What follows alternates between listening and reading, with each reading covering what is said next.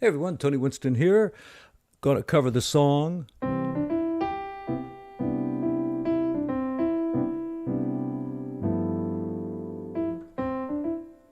Hey everyone, Tony Winston here. Going to cover this song.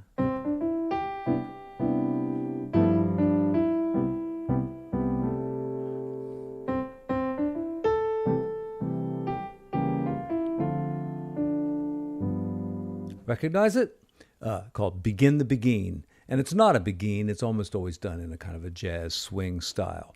I was asked to cover this by a viewer and a Patreon subscriber, and I'm going to talk a little bit about the Beegie Adair version. Now, she's a great pianist, died a couple years ago, lived up in Nashville or close to Nashville.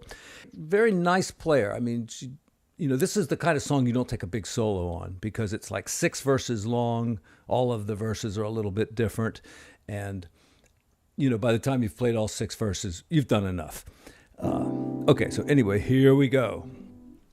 And I have 2 charts. I have this one really weird chart. Take a look at this thing. Yeah, I've got a whole book of charts like this, and they're easy to follow if you don't forget what line you're on. But anyway, I'll put that up in the description, but I'm also going to do this chart as well. And I'm going to notate on the chart, so even when you download it, the alternate chords will be there. And these are approximately the chords that BG used. And basically, she's just reharmonizing a little bit of the song. Nothing too elaborate. So we're going to start off with what does it say here? C, make that a C sixth or a C major seventh. Though actually, you could start with C and then make it a C6 right there, like the chart says. But you need a 5 chord here, just to give it a little harmonic motion. And maybe that would be a nice dominant chord, G7.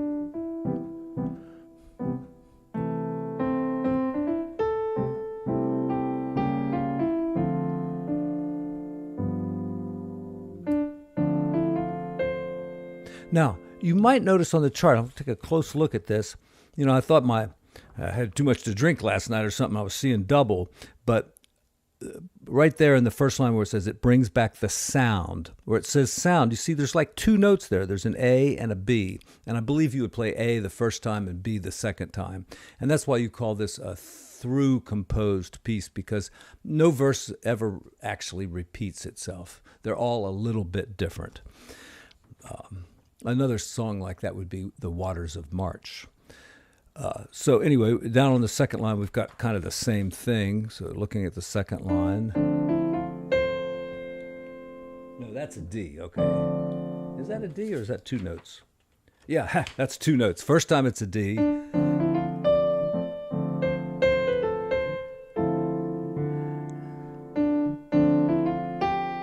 And right here, she does something like this. So we just take an A flat 7. That's a 13 chord, but it's a dominant 7th. Slide it down by a half step, and there we are on C.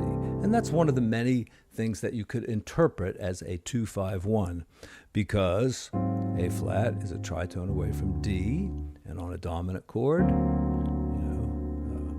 you can do that tritone substitution. So it would kind of be like a D sharp 9 and then C, but it sounds much better with the A flat on the bass. Okay, then we get the second verse. And by the way, you should listen to Beegie Adair play it because she does a very good job, and somebody by the name of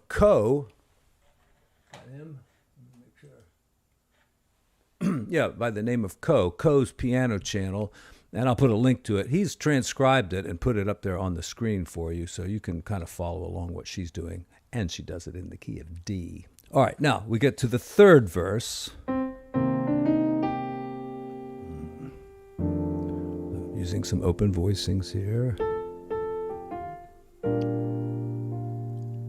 Right from the Berklee College of Music. Here we could do some drop 2. Not drop 2, just some block chords. Okay. Drop 2 would be with an A flat down there. But, it's a little low for that. Let's just do the regular. And then hit a nice E flat seventh, a lovely little E flat seventh. And of course, if you have a major seventh, the most obvious thing to do is make it a sixth. Change it to a sixth and give you a little harmonic motion. Another kind of a cool thing is like a C triad over an A flat. That gives a nice kind of haunting sound that can be easily resolved as well. All right, so now here's, if we want Berklee College of Music, it's 15373. Sometimes I forget to put down in the description these Berklee College of Music formulas, so I hope I will remember this time. And there we are on D flat 7. Make these 6 chords. And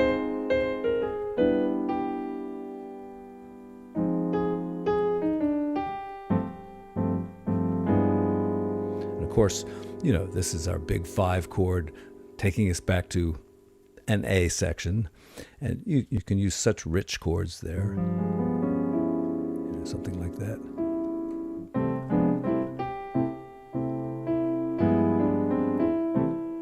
Really need to bounce back to that 5 chord to help keep this song moving along.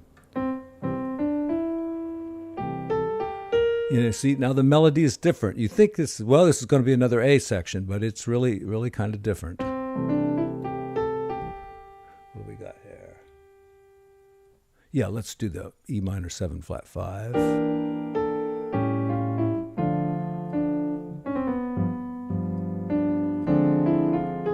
Now it says F minor there.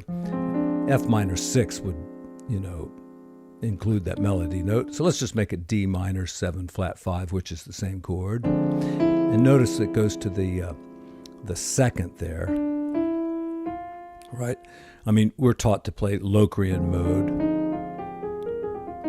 if we're improvising, but it's fair that major ninth is just beautiful, and listen to Bill Evans, he does it all the time. All right? Beautiful major 9. So that's a long time to go on the D minor 7. You could do some.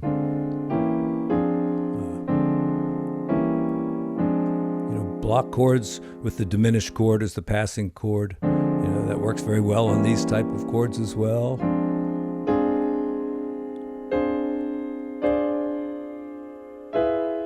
No. Yes.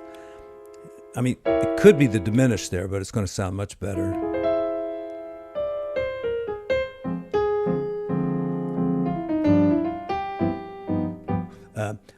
I don't think she does it here, but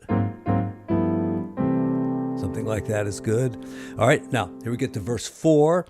And I was just thinking, another great version of this song is the one that I did, and I used a little big band, which is a 6-piece horn section, and I recorded a great vocalist, Alan Murphy, who has since passed on.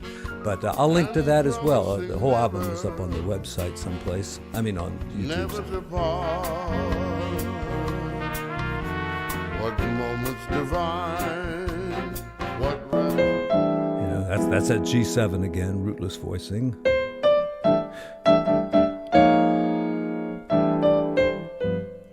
It's not written in the chart, and the melody doesn't seem to cooperate there, but that's how I hear people do it all the time.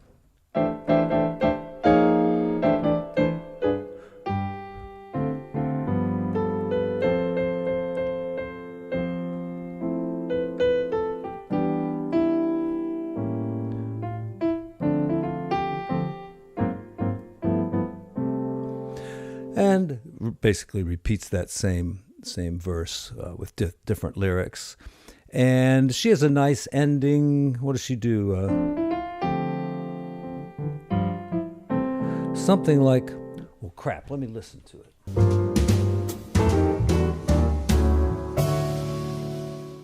Real nice feel.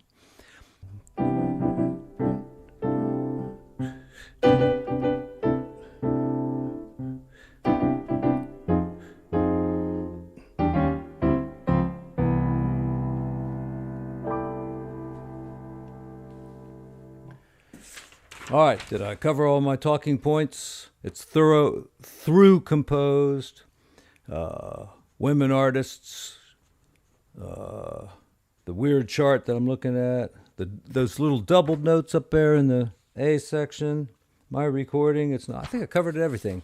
All right, everybody. Thanks so much. See you again next time.